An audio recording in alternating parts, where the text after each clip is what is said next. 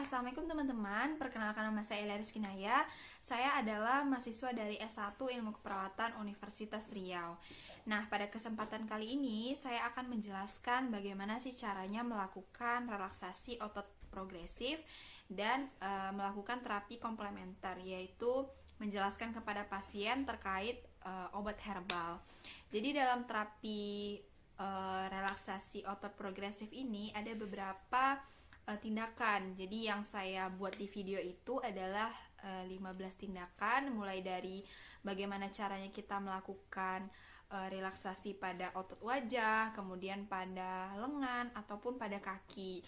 Nah, jadi tujuannya itu apabila misalnya ada pasien dengan gangguan kecemasan, kemudian ada depresi, kemudian ada susah tidur ataupun insomnia. Nah, jadi terapi relaksasi masa otot progresif ini dapat digunakan kepada pasien. Nah, selanjutnya bagaimana sih caranya kita melakukan terapi herbal pada pasien. Jadi kita jelaskan kepada pasien terkait obat-obat apa saja yang dapat digunakan ataupun tanaman apa saja yang dapat kita gunakan. Nah, jadi di video tersebut saya menjelaskan bagaimana caranya membuat infus water. Jadi tujuannya adalah untuk detoksifikasi tubuh klien. Jadi ketika kita melakukan relaksasi otot progresif ataupun terapi herbal, itu harus kita lakukan edukasi secara benar kepada pasien sehingga dapat dilakukan ataupun diterapkannya ilmu yang tadi kita jelaskan kepada keluarga ataupun orang-orang di sekitarnya. Baik, langsung saja kita mulai demonstrasi bagaimana cara melakukan relaksasi otot progresif dan terapi herbal kepada pasien. Untuk lebih jelasnya, simak video saya berikut ini. Assalamualaikum Bu. Waalaikumsalam. Perkenalkan, saya perawat Elia. Saya perawat yang perwakilan dari Puskesmas Rejosari ya Bu ya. Nah, kalau boleh tahu namanya siapa Bu? Nisa, Ibu Nisa ya. Ibu Nisa umur berapa? 30 tahun. Nah, Ibu Nisa umur 30 tahun. Nah, baik Bu, kedatangan saya pada pagi hari ini, saya akan menjelaskan ataupun saya akan mengajarkan nih sama Ibu terkait relaksasi otot progresif. Jadi, relaksasi otot progresif itu gunanya untuk mengurangi kecemasan, mengurangi depresi, ataupun bisa untuk mengatasi insomnia. Kalau misalnya Ibu ada keluhan susah tidur seperti itu. Nah, jadi untuk tindakan ini saya membutuhkan waktu kira-kira 20-30 menit Ibu. Apakah Ibu bersedia? Bersedia? Nah, jadi kita langsung mulai saja tindakannya ya Bu ya. Nah, untuk yang pertama itu tindakannya tangannya seperti ini di kepal, tangan kiri, atau tangan kanan boleh. Nah, itu harus ditegangkan gitu Bu. Harus tegang. Kemudian dihitung beberapa detik, kemudian dilepaskan. Nah, ulang lagi. Nah, jadi ada terasa perbedaan Bu antara kiri dan kanan gitu ya. Nah, udah dilepaskan lagi. Kemudian gerakan yang kedua itu nanti posisinya tangannya dikebelakangkan gini. Tangan kebelakangkan, tangan yang ada ke atas ya Bu ya. Nah, itu untuk supaya kita otot-otot di bagian lengan bawahnya ini tertarik gitu supaya dia tegang, untuk habis itu biar rileks lagi. Oke. Nah, udah Bu, yang ketiga gerakannya itu nanti otot kita melatih otot bicep. Jadi otot bahu di sini ya Bu ya, untuk otot lengan. Jadi caranya itu begini, tangannya mengepal, kemudian diginikan. Nah, gini ya Bu ya, diulangi beberapa kali kayak gitu ya Bu ya, diginikan biar terasa dia nanti kalau misalnya tegang, kemudian dia rileks tuh lebih enak gitu. Kemudian gerakan yang keempat itu Bu, bahunya dinaikkan ke atas sampai menyentuh leher seperti itu. Kemudian turunkan ke bawah, naikkan lagi. Nah, itu nanti kalau posisi rileks itu kalau bisa 10 atau 20 detik ya Bu ya. Nah, jadi gerakan yang kelima itu kita harus bagian otot-otot wajah lagi. Otot wajah itu bagian alis dulu harus kita kerutkan gini Bu, naikkan, kemudian rileks. Nah, gerakan selanjutnya itu matanya dipejam kuat gitu ya Bu ya, pejam kuat. Habis itu dibuka lagi matanya sampai rileks. Nah, selanjutnya itu gerakan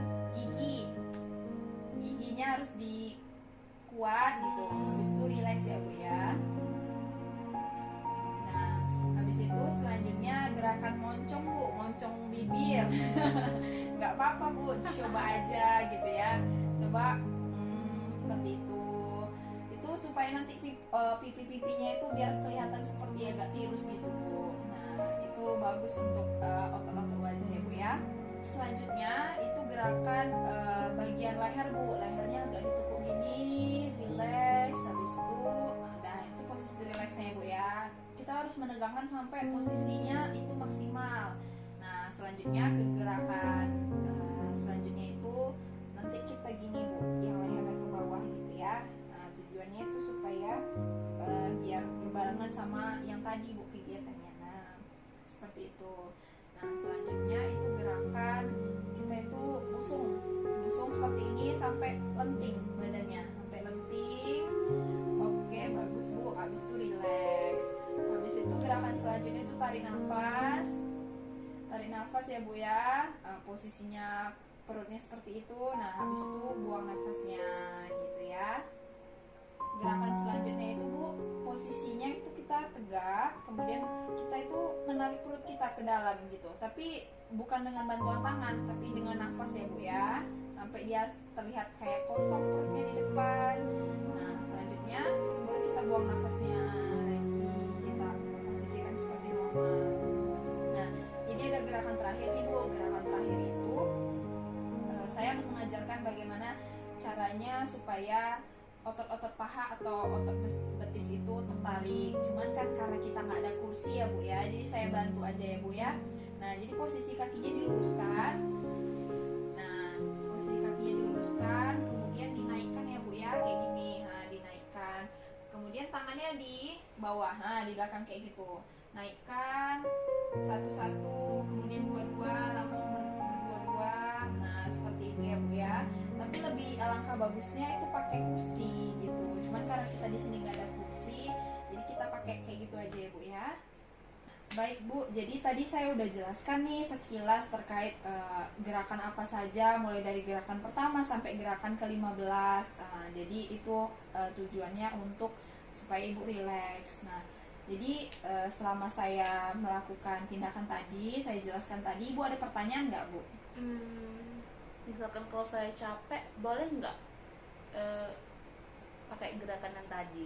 Nah, jadi Bu, kalau untuk gerakan yang tadi itu bisa misalnya Ibu ada capek, ada cemas, depresi, ataupun Ibu susah tidur, Ibu pegal-pegal, Ibu bisa pakai cara tadi. Nah, itu supaya otot-otot di bagian wajah, kemudian badan ataupun kaki itu menjadi rileks ataupun menjadi lemas, seperti itu ya Bu ya. Sampai sini sudah paham Bu? Paham Bu. Udah paham ya. Nah baik Bu, jadi tadi tindakannya sudah selesai ya Bu ya. Nah jadi gimana perasaannya Bu? Sudah rileks. Sudah rileks ya Bu ya. Nah jadi Ibu udah rileks nih. Nah terus Ibu bisa jelasin nggak sama saya lagi gimana sih yang sudah saya jelaskan tadi terkait terapi otot progresif tadi Bu? Pertama gerakan tangan mengepal-ngepal gini-gini, terus gerakan pada otot wajah, mengorkan dahi, mencong-moncong bibirnya, tutup mata gitu. Terus gerakan pada betis. Iya gitu ya Bu ya. Nah Ibu udah paham nih gerakannya apa-apa saja. Nah tujuannya mungkin sudah saya jelaskan tadi ya Bu ya. Nah jadi Ibu bisa pakai gerakan itu misalnya Ibu ketika capek, misalnya depresi atau cemas, ataupun Ibu susah tidur nih. Jadi kita harus merilekskan otot-otot di bagian badan kita dulu ya Bu ya. Nah jadi tindakan tadi sudah selesai ya Bu ya. Besok atau minggu depan itu saya akan evaluasi lagi ke sini. Kemudian saya akan menjelaskan bagaimana caranya melakukan terapi komplementer itu dari obat herbal. Nanti saya akan menjelaskan obat-obat apa saja yang bisa Ibu gunakan untuk di rumah terkait misalnya ada masalah kesehatan di rumah ya Bu ya. Nah Ibu bisanya minggu depan kira-kira jam berapa Bu? Jam 9 pagi boleh. Jam 9 pagi. Tempatnya di rumah ini aja ya Bu ya. Oke, jadi minggu depan saya akan datang ke sini lagi ya Bu ya. Saya akan jelaskan gimana cara membuat obat-obat dari herbal seperti itu Bu. Jadi saya pamit dulu ya Bu ya. Maaf mengganggu waktunya Bu. Saya pamit. Assalamualaikum warahmatullahi wabarakatuh. Waalaikumsalam. Assalamualaikum Bu. Waalaikumsalam. Perkenalkan, saya perawat India. Saya perawat perwakilan dari Puskesmas Rejosari ya Bu ya. Saya datang ada program dari Puskesmas. Saya melihat data-data dari Puskesmas bahwa banyak sekali warga di sini yang menderita hipertensi ataupun kolesterol Ibu. Nah, jadi saya sekarang berbicara dengan Ibu siapa Bu? Nisa, Ibu Nisa umur berapa? 30 tahun. Ibu Nisa umur 30 tahun ya Bu ya. Nah, jadi kedatangan saya pada kesempatan kali ini saya akan menjelaskan sama Ibu nih bagaimana sih cara mencegah hipertensi ataupun kolesterol melalui dari obat-obatan herbal. Nah, jadi saya membutuhkan waktu kira-kira sekitar 15-20 menit Ibu. Apakah Ibu bersedia? Sedia. Nah, untuk tempatnya kita di sini aja ya Bu ya. Iya, Ibu. Oke. Nah, jadi sebelum saya mulai nih Bu, saya mau tanya-tanya dulu. Nah, Ibu ada penyakit apa sebelumnya Bu? Kolesterol. Nah, kolesterol. Biasa kolesterol Ibu biasanya berapa Bu? Sekitar 200 ke atas lah. Sekitar 200 ke atas. Nah, jadi sebenarnya kolesterol itu kan Bu karena pengaruh Ibu makan-makan yang berlemak, kemudian berminyak juga ya Bu ya. Nah, jadi sebenarnya tubuh kita itu harus ada detoxnya. Tidak cukup kita mengurangi makan makanan saja, tidak cukup juga kita olahraga gitu ya Bu ya. Nah, jadi harus ada minuman detox supaya lemak-lemak di dalam darah ataupun dalam tubuh kita itu berkurang ataupun meluruh. Nah, jadi saya udah ada membawakan minuman nih Bu ya. Minuman ini namanya Infusoter Bu. Infusoter. Nah, Infusoter ini bisa Ibu gunakan, Ibu minum pagi hari ataupun malam hari juga bisa ya Bu ya. Jadi cara pembuatannya itu bisa menggunakan air hangat ataupun air biasa ya Bu ya. Nah, jadi kemudian air ini kita isi pakai irisan lemon Bu. Nah, seperti itu. Nanti kalau misalnya udah terlihat banyak atau 2 atau 3 irisan, nah itu Ibu biarkan saja langsung Ibu minum gitu ya. Jadi biasanya kalau Ibu minum ini juga kadang urinnya bisa lancar, BAK-nya juga, BAB-nya juga, karena ini kan tujuannya buat detox nih Bu. Nah gitu. Kira-kira Ibu bisa nggak buat kayak gini di rumah Bu? Bisa Bu. Nah bisa ya. Nah ini bagus Bu, gunanya untuk kesehatan juga gitu ya. Nah, setelah kita berbincang-bincang tadi, Ibu ada pertanyaan nggak Bu terkait membuat ini ataupun gimana? Berarti buatnya itu cuma pakai air panas aja Bu.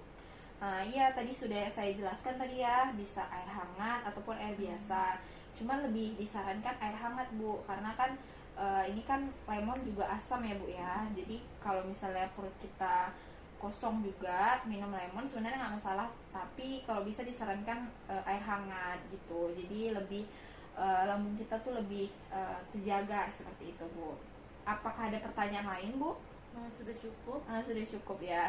Jadi ini saya bawakan contohnya Ibu ya, untuk Ibu nanti bisa Ibu lakukan sendiri di rumah. Nah, ini sudah ada contoh yang saya bawakan. Terus Ibu bisa menggunakannya seperti pagi hari, malam hari ataupun siang hari seperti itu Bu. Kemudian minum air putihnya juga harus banyak Bu. Kalau bisa 3 liter ke atas seperti itu.